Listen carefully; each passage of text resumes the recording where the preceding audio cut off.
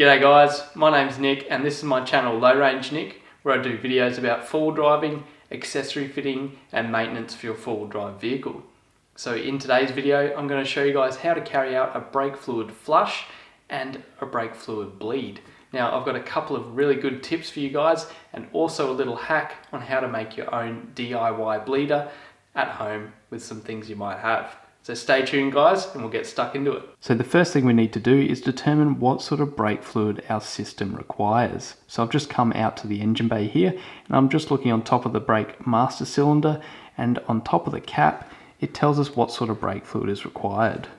So I'll just undo the cap and I'll show you guys now. What you can see here in small writing is it says use only .3 or .4 fluid from a sealed container. So that means that this braking system can be used with either .3 or .4 brake fluid. So I'm going to be using Penrite Super .4 brake fluid. And the good thing about the Super .4 brake fluid is the fact that it does have a slightly higher boiling point than just standard .4.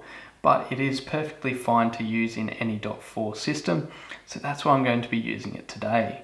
So the other bonus of the Penrite brake fluid is the fact that it is the same colour as the fluid in the MUX's braking system already. So that means when we're mixing the two together, it's not going to get this colour difference that you might see if you used, say, blue or the green brake fluids that are available on the market. So the first step to flushing the system and bleeding out brakes is to remove the cap.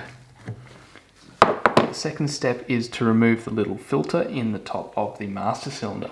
And to do that, we just give it a bit of a twist, a bit of a wiggle, and it should just come straight up like that. And we'll just put this to the side, and now we can suck all of the fluid out of that master cylinder. So now we're up to the point of needing to suck the brake fluid out of the master cylinder. So what I'm going to show you guys now is how to make your own DIY vacuum pump, or little suction pump, so we can suck the fluid out of the master cylinder and also bleed the brakes. So let's jump over to the workbench now and I'll show you guys exactly how to make it. So to make our one-person vacuum brake bleeder, what we're going to need is just a spray bottle. So it can pretty much be any sort of spray bottle you have around at home. We only need this head part and the tube. So we'll just remove that. So this is all we need. We just need the spray bottle head and the little tube. And then what we do with that is we actually connect it to a clear piece of vacuum hose or little rubber hose, similar to like irrigation hose and that sort of thing. So you might have some lying around, or you can use some vacuum hose. And then we just connect it to a little straight fitting here, so just a straight barb fitting, and then onto a piece of vacuum hose, which I've selected, which fits perfectly over the brake bleeding nipple on the caliper. So what we can do now is we can put this on the nipple on the caliper, and then we can pump the head of the spray bottle, and what that does is creates a vacuum. So that's going to suck through the fluid from the system, and then we're going to spray this into a little container that I have, and that's going to basically vacuum suck all of the fluid out of the system, and we're going to spray it into this little container so we can dispose of it. So it's basically just the spray bottle pump to a bit of clear tubing and then onto a piece of vacuum hose which fits over the brake caliper nipple perfectly. So we just need to make sure that all of our connections are quite tight and that they are on firmly, and that will mean that we'll have a really nice amount of vacuum and suction when it's coming out of the brake caliper. So now we can just set this up, and what we're going to do is jump over to the vehicle and we'll suck out the reservoir or the master cylinder first, get rid of all that fluid, and then we can carry on with the bleed. So I've just got my little container here and I've just taken the barb fitting off the end of this vacuum pump for now, and I'm just going to feed the rubber tube down into the bottom of this master cylinder, all the way down as far as I can go, and then I'm going to start pumping my little vacuum pump.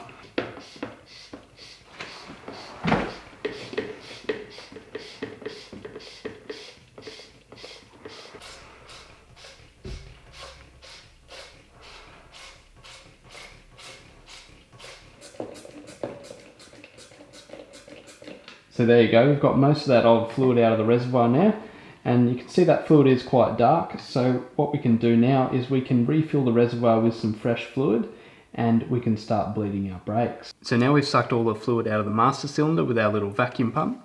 What we can do is just top it all up now with our brand new fluid. And I'll just top it pretty close to the top because as we bleed the brakes, we're going to suck it all through.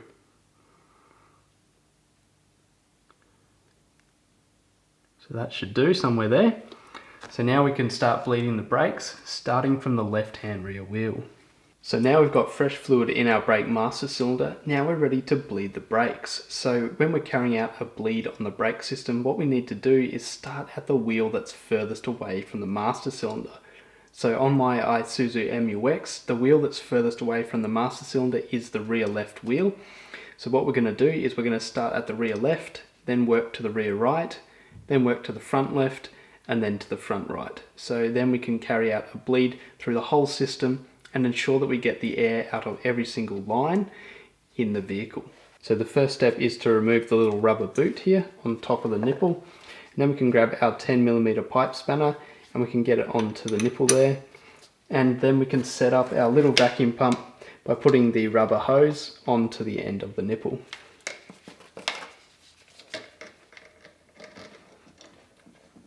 So now we're all hooked up, we can loosen the brake nipple off. We just need to loosen it off maybe about one turn. Now what we can do is get our little vacuum pump that we've made up. We can start pumping the fluid out. I'm just going to spray it into this little container. And what you'll see is that the brake fluid will come through the little tube.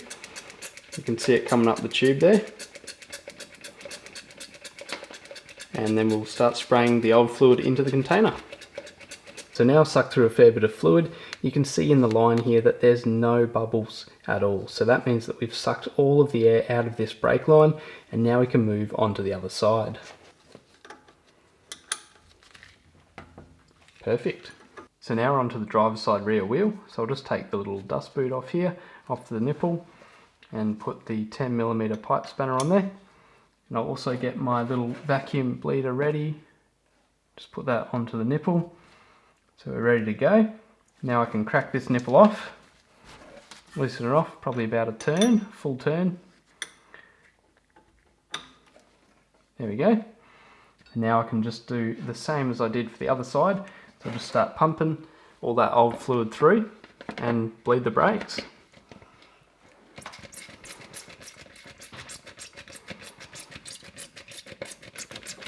So we'll keep pumping that until we see all of the air bubbles in this line disappear.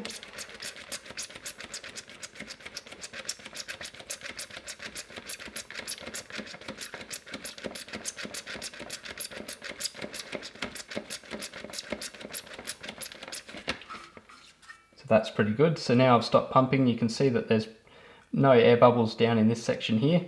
So they're all sort of moving to the top. So that means that we've sucked out all of the air in that line. So that means that we can lock off the nipple, tighten it up, and now we can move on to the next side. And now we're on to the passenger front. So what we can do is just take that off, get our pipe spanner on there again, little bleeder on there, and this is actually working quite well. So it's getting that vacuum on the system, which helps in sucking out all those bubbles. So it's really working very well. And we can just loosen that off. About a turn, and now we'll just do the same process and start sucking through the fluid.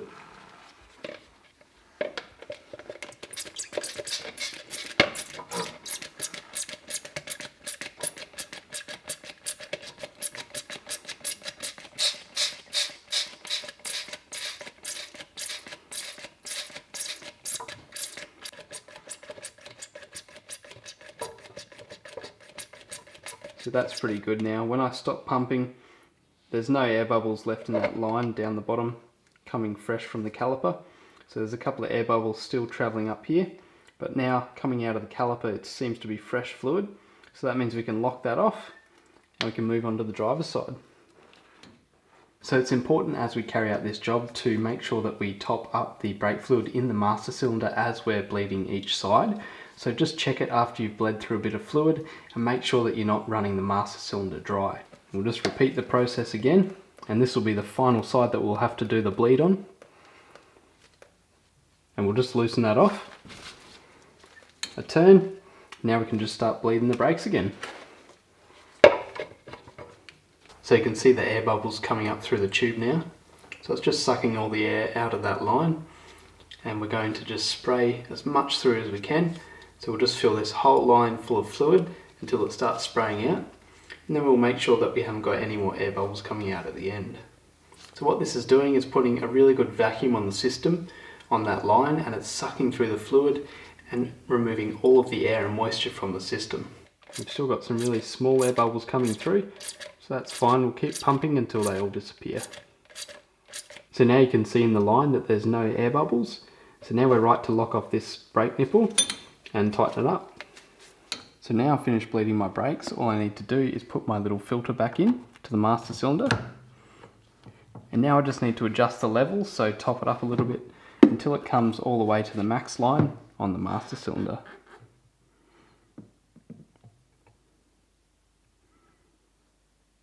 There we go, perfect. Now I'm okay to refit my master cylinder lid and make sure that it's locked. And now what we're going to do is jump in the vehicle and check how the brake pedal feels. That feels perfect, so that's good. Now I've finished bleeding the brakes on the MUX. Now I just need to tidy up all my mess and clean down all the brakes. Now it's a good idea after you finish the job to go around and recheck all the brake nipples just to make sure they're all tight.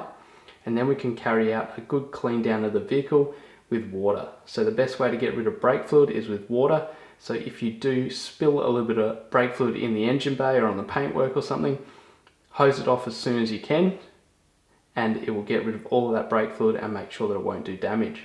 So brake fluid is hygroscopic, so that means it absorbs water. So it is a good idea to wear gloves when you're carrying out this job. And I like to throw a bit of cardboard down under everything so I don't drop brake fluid through the whole garage and all over the floor and that sort of thing. So that's my hot tip. Bit of cardboard, some gloves, hose everything down when you're finished, and just double check those brake nipples are nice and tight. And if your pedal doesn't feel good after you finish doing this, you might need to go back and do a couple of calipers again, bleed through a bit more fluid and make sure that that pedal feels really good before you hit the road. So you can see all the old fluid here, and it's actually pretty dirty. So this fluid is probably about 4 years old, and I think I pushed it probably a little bit too long. So it's probably a good idea to do this every 2 to 3 years, depending on how much driving and towing you do and that sort of thing. So if you're doing a lot of towing, you know those brakes are going to heat up a lot more, so it's probably a good idea to change this every 2 years at least. So there you go guys, now I've carried out the brake fluid flush on the MUX. I've got all of that air and moisture out of the hydraulic system. Now the braking system is going to be working A1 for another couple of years. So in a few years I'll have to do this job again because over time the system does absorb moisture. So thanks a lot for watching guys. If you did enjoy today's video and if you picked up a couple of little tips and tricks, or if you liked my DIY bleeder, let me know down in the comments what your thoughts are. So if you did enjoy it, please give it a big thumbs up, subscribe to my channel, and stay tuned for more four-wheel driving, accessory fitting, and maintenance videos. Cheers guys.